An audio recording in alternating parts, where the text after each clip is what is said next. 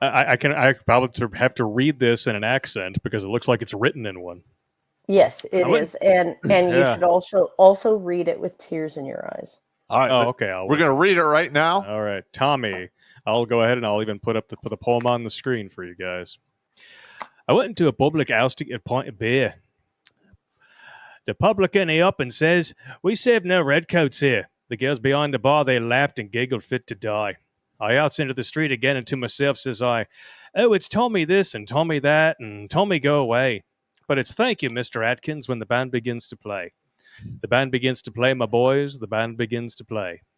Oh, it's "Thank you, Mr. Atkins" when the band begins to play. I went into a theatre as sober as could be. They gave a drunk civilian room, but hadn't none for me. They sent me to the gallery around to music halls, but when it comes to fighting, Lord, they shove me in the stalls. For it's told me this and told me that and told me wait outside, but it's special train for Atkins when the troop is on the tide. The troop ship's on the tide, my boys, the troop ship's on the tide. Oh, it's special train for Atkins when the troop is on the tide. Yes, making mocker uniforms that guard you while you sleep is cheaper than them uniforms and their starvation cheap. And hustling drunken soldiers when they're going large a bit is 5 times better business than parading in full kit. Then it's told me this and told me that and told me how's your soul, but it's thin red line of heroes when the drums begin to roll. The drums begin to roll, my boys. The drums begin to roll. Oh, it's thin red line of arrows when the drums begin to roll. We aren't no thin red arrows, no, we aren't no black gods too, but single men in barracks, most remarkable like you. And if sometimes our conduct isn't all your fancy paints, well, single men in barracks don't grow to plaster saints. Well, while it's Tommy this and Tommy that and Tommy fall behind, but it's pleased to walk in front, sir, when there's trouble in the wind. Mm-hmm. There's trouble in the wind, my boys, there's trouble in the wind. Oh, it's pleased to walk in front, sir, when there's trouble in the wind. You talk of better food for us and schools and fires and all. We'll wait for extra rations if you treat us rational. Don't mess about the cookroom slops, but prove it to our face. The widow's uniform is not the soldier man's disgrace. For it's told me this and told me that, and chuck him out, the brute. But it's savior of his country when the guns begin to shoot. And it's told me this and told me that, and anything you please. And Tommy ain't a bloomin' fool. You bet that Tommy sees. Yep. That's a good one, man. Yeah. Wow. Yep. That man knew. Yeah, he did. I in my book, The Warrior's Way, Soldier Soul, I got a bunch of my own poems in there too. So, but they're not as good as this guy's. This guy was a master. Yeah. Oh, he was just like If was just an unbelievably inspiring poem, but this is just a condemnation of how societies treat their soldiers. Well, and so Yeah. I have a little experience with this. Okay, so I think you do. My National Guard unit got called up to go to Iraq, and I knew about it about 10 months prior. So I went and I actually did house calls on some soldiers that had gotten out of the unit. And I literally, some of these guys were freaking out. I walk up the door like, what, Sergeant Pop, what? They're like, what the fuck? And I'm like, dude, it's going to go down.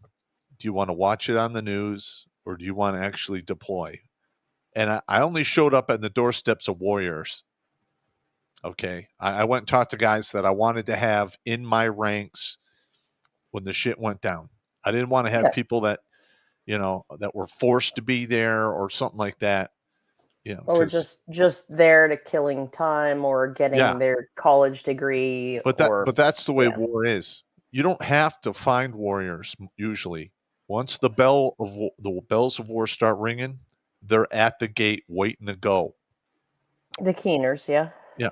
So after we got all squared away and we got our warning order, and everyone knew that we were going to war, everyone treated us like completely different. And like some people were like starting to distance themselves in case I got whacked, which I understand. But when people talk to you, it's just like, oh shit, man, you're going to the deal. You're going, and I had to deal with that for like 6-7 months. Mm-hmm. And I left behind a pregnant wife and a 2-year-old child. And now we have a vice president candidate who, when the order came down the pipe, he dropped his paperwork to retire and Yep. left all of his dudes hanging. And they're pretending yeah, like it no. never happened. Yeah. That they're No, gaslighting and not only like not only crazy. that, he said he was a command sergeant major, and he Yep. wasn't. No. Nope. No. And This is the way that works. I'm a military guy, I know. When I left for Iraq, I was an E8, a master sergeant. The first sergeant I was serving under got relieved because of troop abuse and bigotry. So he's gone. They make me the first sergeant. All right. So you can be a master sergeant. Then you have to be in a command slot to be a first sergeant at a company level.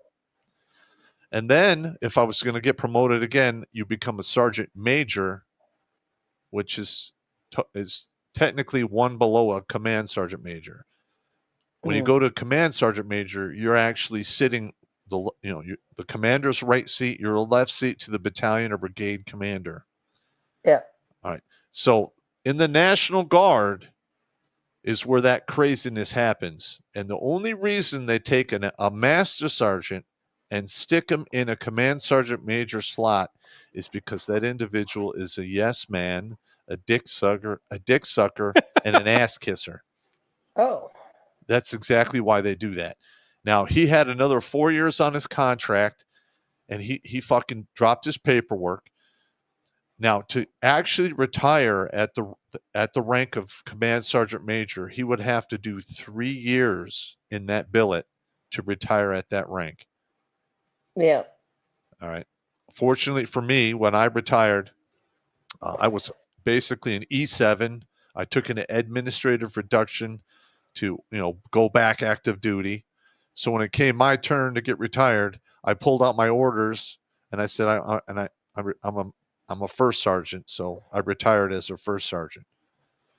And I have my paperwork on my website because I get probably about 50 guys a month saying I'm stolen valor and it's all bullshit. Of course. Yeah. All my paperwork is up there. It is what it is. Yeah.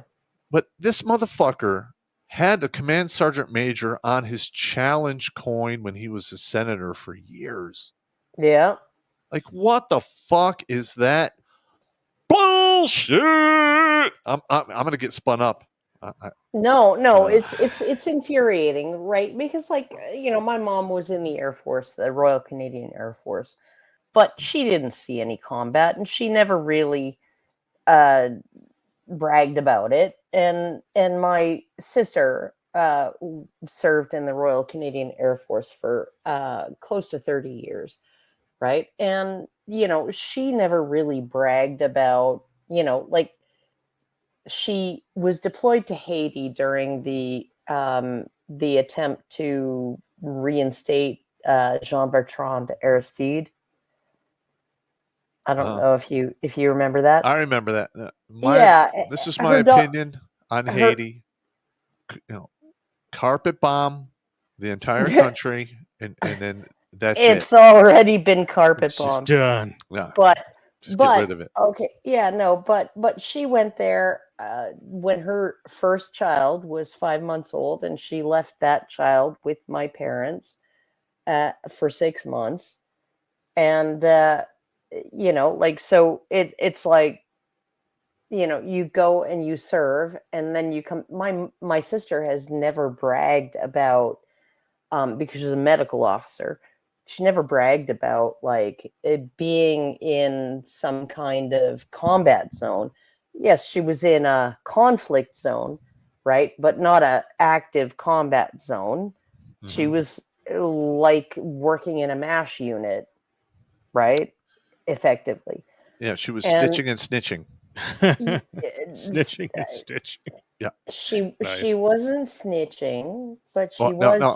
What I mean by snitching is if you go into the medical tent and you need medical care, and say it's something mediocre to minor, and you're like, hey, just fix it. It's not a big deal. Sew me up, not a problem. They will sew you up. They will stitch you.